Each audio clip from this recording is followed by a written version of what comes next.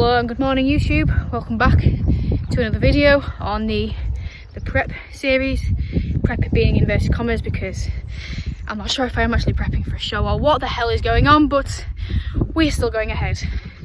So you join me on the morning walk out getting some sunshine on this glorious bank holiday Friday this year. But yes, in today's episode, look at that view actually just while we're here. Oh, nice view that, isn't it? Today we'll be discussing sleep, the wonderful thing which is sleep, the importance of sleep, are you getting enough sleep, and how you can optimize your sleep and how you can improve it. So tip number one for you is to get out in the morning and get some sunshine, get some vitamin D in your life. Now the sun emits a natural source of blue light, and what that does is it stimulates the production of hormones which regulate your wake and sleep cycle in what is called your body's circadian rhythm, which is a fancy term for your body clock. Basically the internal processes and what time they do things.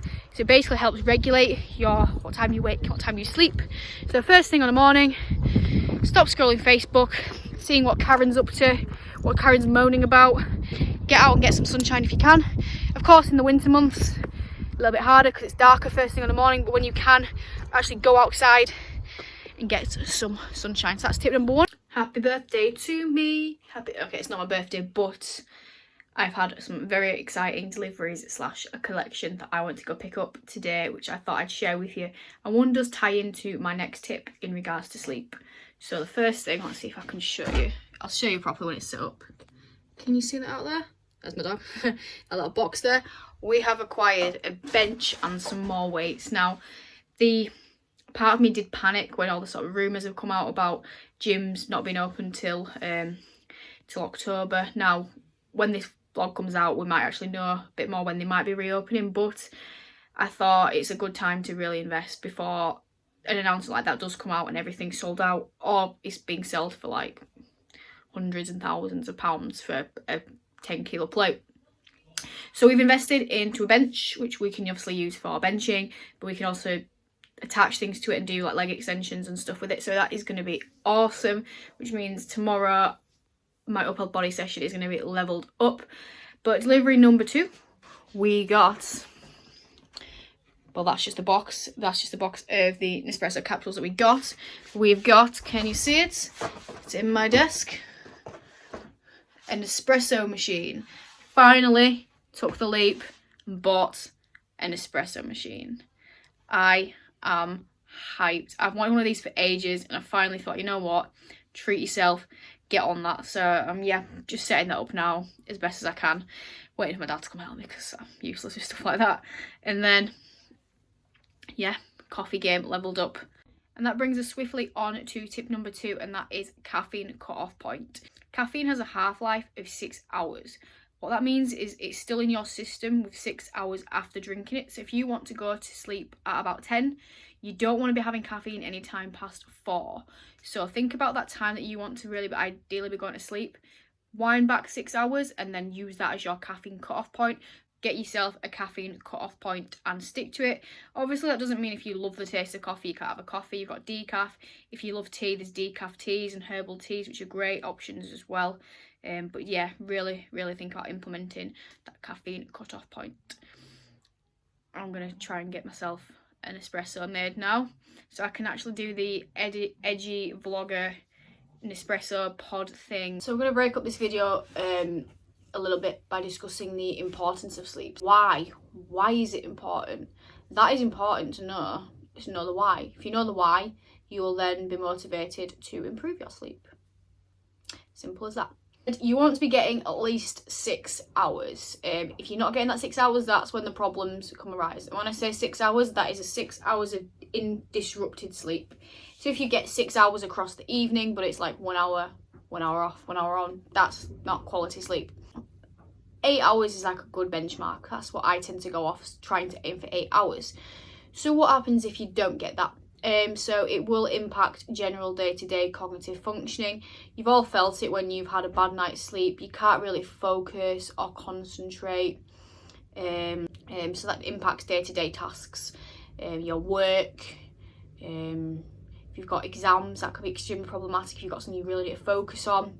It can negatively impact hormone production as well. So in females, that's estrogen. In males, that's testosterone.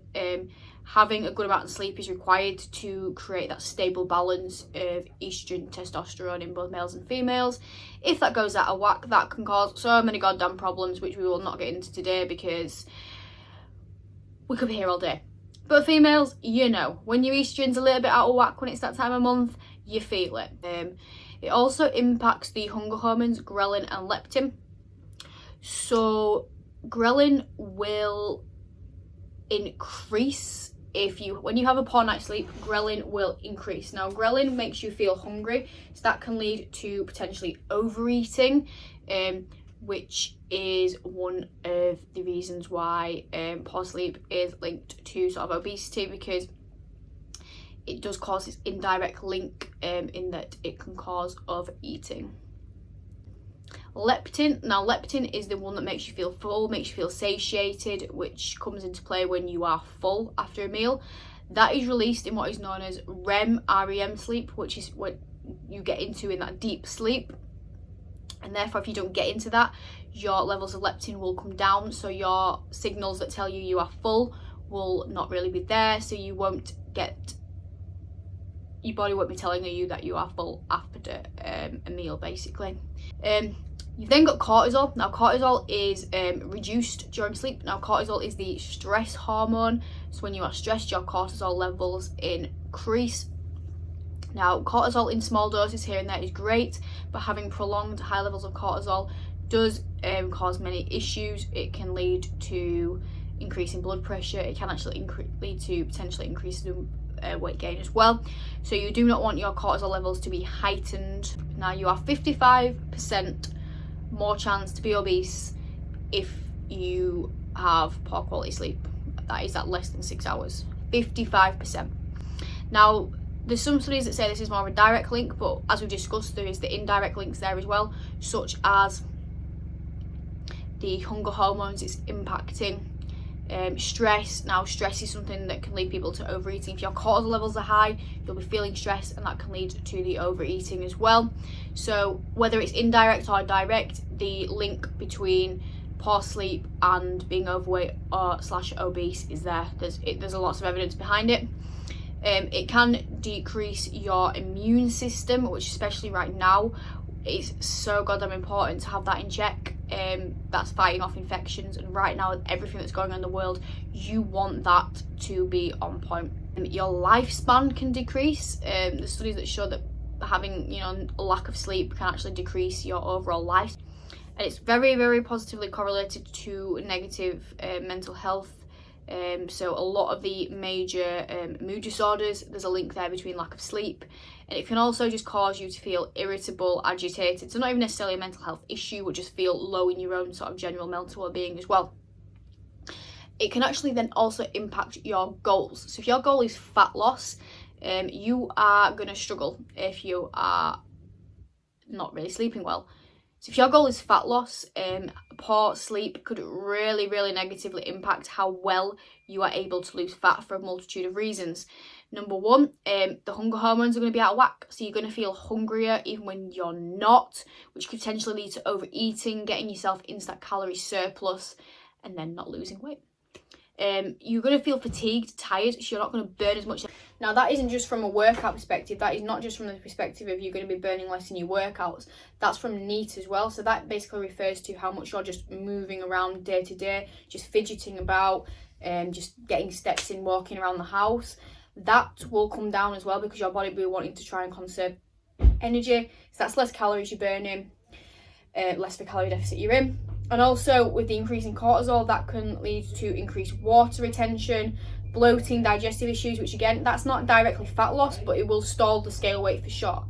Now for muscle building, you want to be able to sleep because you want to be able to perform. If you are tired, you will not be able to perform in the gym. you will not be able to lift as heavy because you will be tired.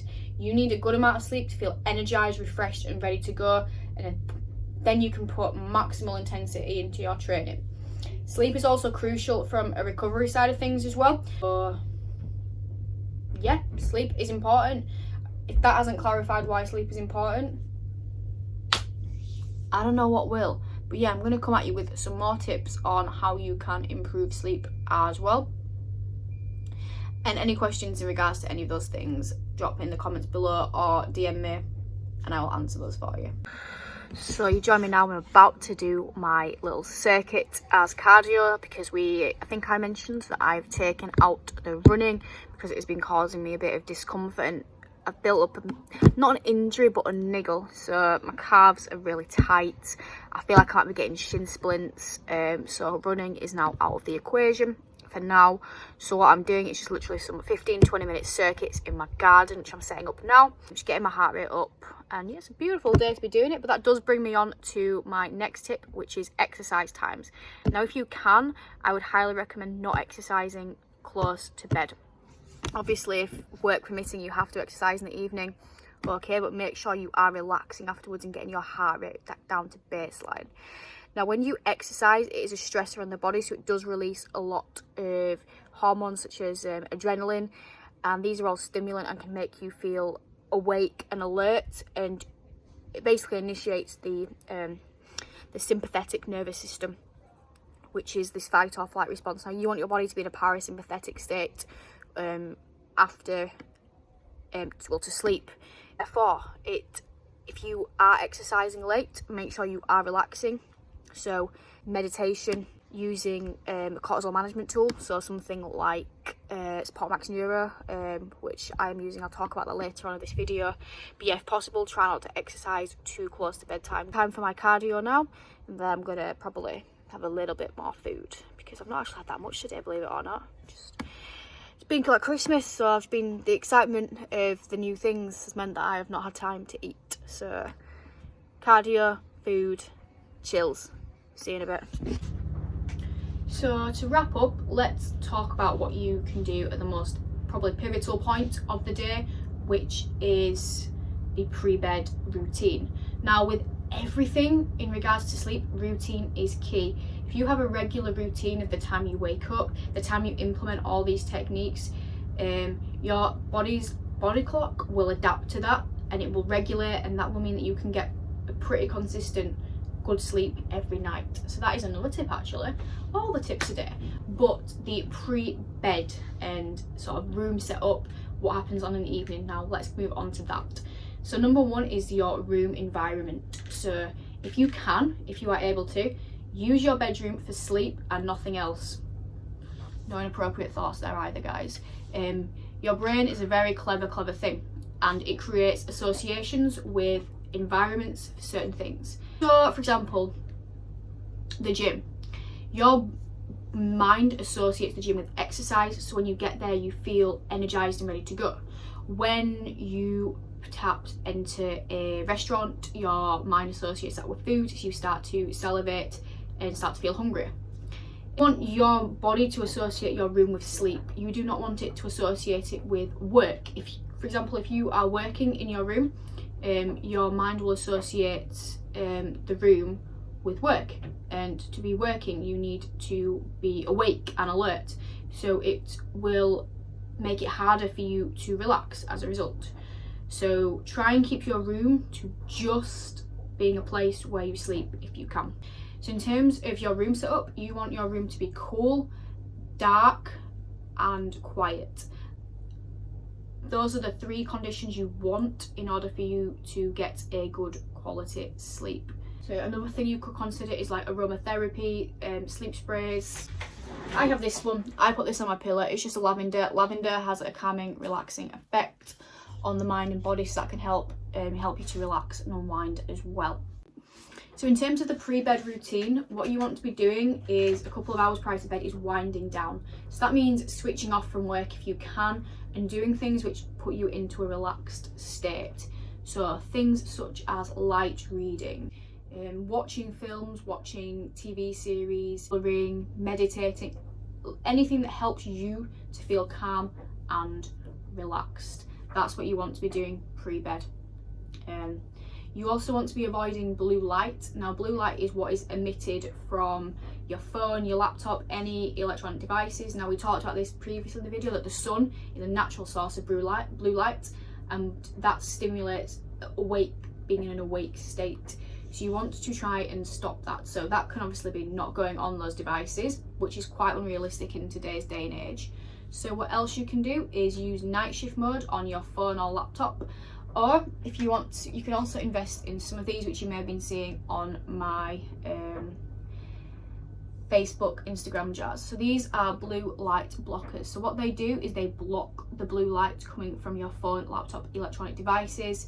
I will link some in the description as to where you can get them from, where I got them from, other places you can get them from. These are a very, very good way to ensure that you are totally blocking out any blue light coming in, and I have noticed a huge difference by implementing these pre-bed. Other parts of the pre-bed routine: have a warm shower or bath. One, for relaxation purposes, and two, it will regulate the body's temperature, will put you in an optimal state ready to sleep. And one that I am a big advocate of, and it is debated quite a lot as to what you should do, is the pre-bed meal. Now, this is something that there is no set pre-bed meal that will work for you. The same way there is no set pre-workout meal that works for everyone.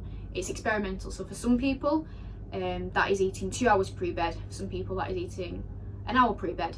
You want to ensure the meal is fully digested, and otherwise that will you'll struggle to sleep on that front as well. The choices, personally, I would opt for, well, what the literature suggests is slow releasing carbohydrates, potentially a fat source to slow down the digestion of carbohydrates and protein further, and a slow release protein like casein, which you can get from Greek yogurt. You do want protein in the pre-bed meal as well.